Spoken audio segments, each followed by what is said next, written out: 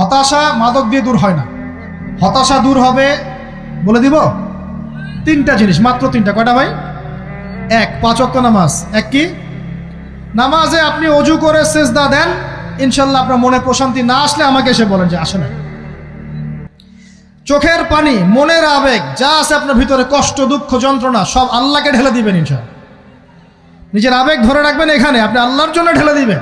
মানুষকে আবেগ দেখে কি লাভ? মানুষ আপনার চোখের পানির মর্ম বুঝবে? মানুষ কি মানুষের চোখের পানির মর্ম বুঝে? আপনার পিতা যদি মারা যায়, আমার কাছে এসে দোয়া চান কান্নাকাটি করে, আমি দোয়া করতে পারবো, কিন্তু আমি কিন্তু আপনার ফিলিংসটা বুঝতে পারবো না। আপনার অনুভূতি কে বুঝতে পারবেন? আল্লাহ পাক আপনার ঘাড়ের রগের চেয়েও কাছে আছে। সুবহানাল্লাহ, সুবহানাল্লাহ, আল্লাহ পাক ঘাড়ের রগের চেয়ে কাছে আছে। গতকালকে বাংলাদেশের একজন বরেণ্য আলেমের সাথে একটা কনফারেন্সে ছিলাম। উনি বলছিলেন যে এক ব্যক্তি, এটা শোনেন, এক ব্যক্তি খুব তার শখ যে তিনি সাহাবীদের মতো নামাজ পড়া শিখবেন। কথা বুঝতে পারছেন? সাহাবীদের মতো নামাজ শিখবেন।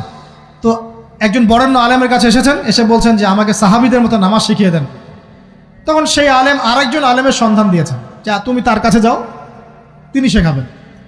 তো সেই ব্যক্তি একটু অবাক হয়েছেন, কারণ যাকে প্রশ্ন করেছিলেন তিনি অনেক বড় মুহাদ্দিস, আর যার কাছে পাঠানো হচ্ছে তিনি অত বড় মুহাদ্দিস নন, কিন্তু আবেদ, আমল করেন।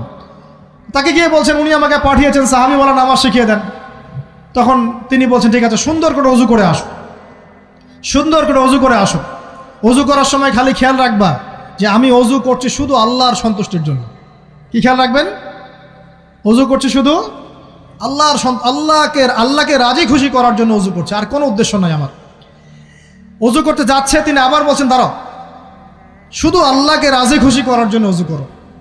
আবার শুরু করছেন, আবার বলছেন শোনো, শুধু আল্লাহকে রাজি খুশি করার জন্য অজু করো। এভাবে বলতেই আছেন, নামাজে দাঁড়িয়েছেন, দাঁড়ানোর আগে বলছেন শোনো, শুধু আল্লাহকে রাজি খুশি করার জন্য নামাজ পড়ো। বলতেই আছেন। এক পর্যায়ে সে ব্যক্তি নামাজ শুরু করলো, নামাজে মনোযোগ এদিক ওদিকে যায়, আর তার মাথায় এটা আসে, এই শুধু আল্লাহকে রাজি খুশি করার জন্য আমাকে নামাজ পড়তে হবে, শুধু আল্লাহকে রাজি খুশি করার জন্য নামাজ পড়তে হবে। এই চিন্তা তার মনের মধ্যে ঘুরপাক খাচ্ছে। এভাবে নামাজটা সে শেষ করেছে। শেষ করে চিন্তা করছে যে নামাজ তো পুরোপুরি মনোযোগ দিতে পারলাম না, বারবার মাথার মধ্যে এরকম চিন্তা আসছে, আল্লাহ আমাকে তো মাফ করে দাও, নামাজটা আমার মনে হলো না ঠিক মতো।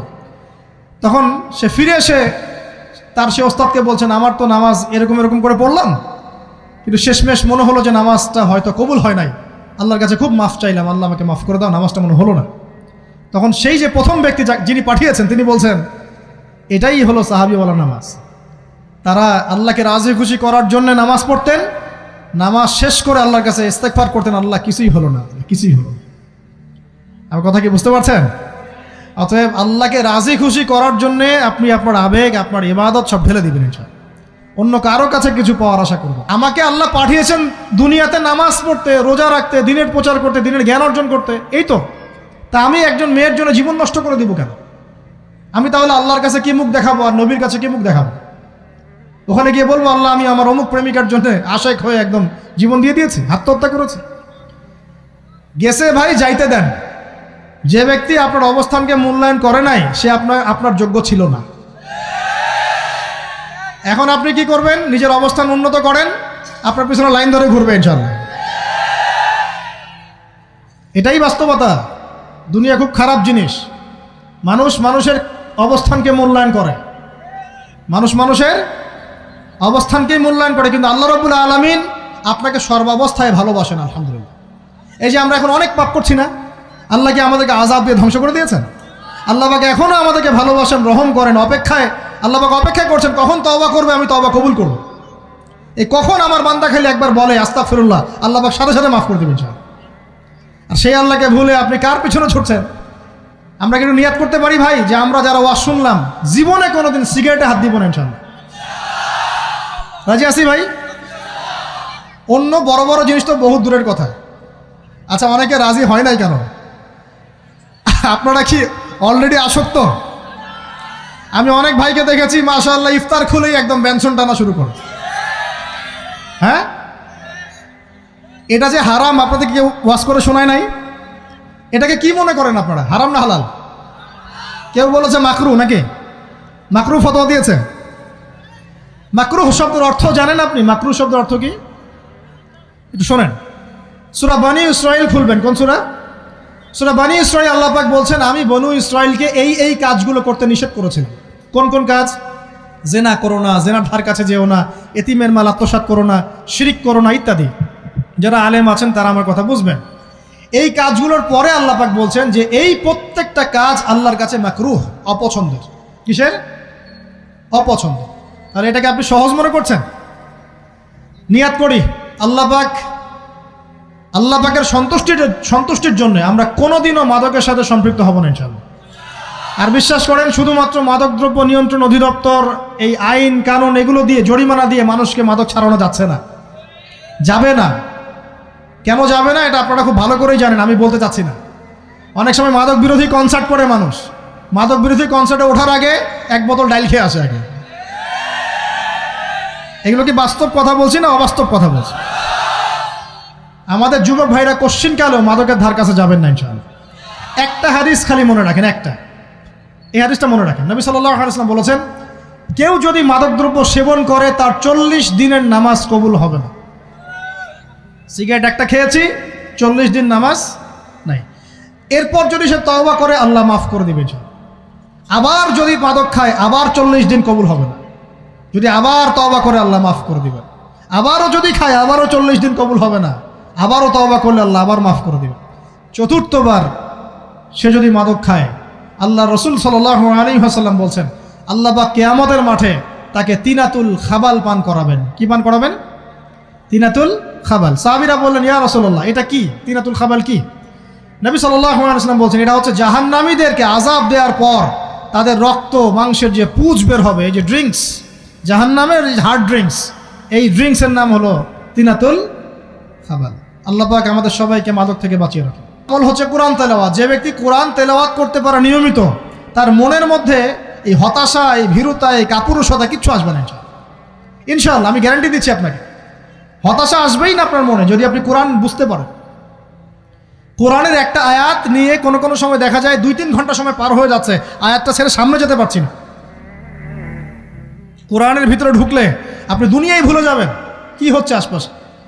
আমি এমন অনেক আলেমকে দেখেছি যে একটা বই, পাতলা একটা বই, আরবি বই নিয়ে পড়া শুরু করেছেন, ওই যে ফজরের পরে জোহরের ওয়াক্ত হয়ে যাচ্ছে, বইটাই শেষ করতে পারেননি। বুঝতে পারবেন না? যখন আপনি ইলমের ভিতরে ঢুকে যাবেন, কোরআনের ভিতরে, হাদিসের ভিতরে, আপনার দুনিয়ার খেয়ালই নাই। একজন আলেম, তিনি এক রাত্রে একটা বই লিখেছিলেন, চটি বই, এক রাত্রের মধ্যে।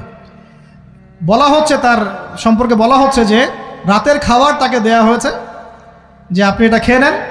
তো সে খাবারটা পাশেই আছে,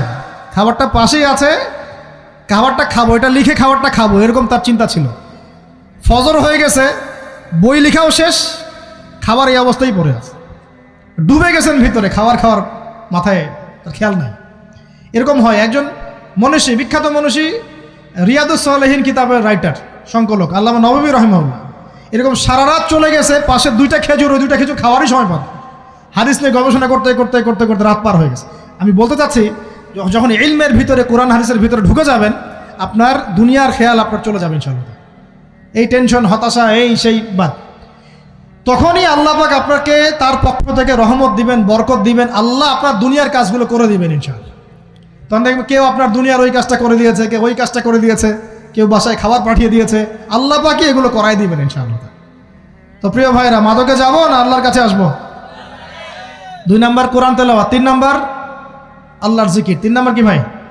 আল্লাহর জিকির। চলতে ফিরতে সব সময় মুখ চলতে থাকবে, মুখ না চললেও মনে মনে মন তাজা থাকবে, মনে মনে জিকির হতে থাকবে। মনে মনে জিকির করতে পারেন?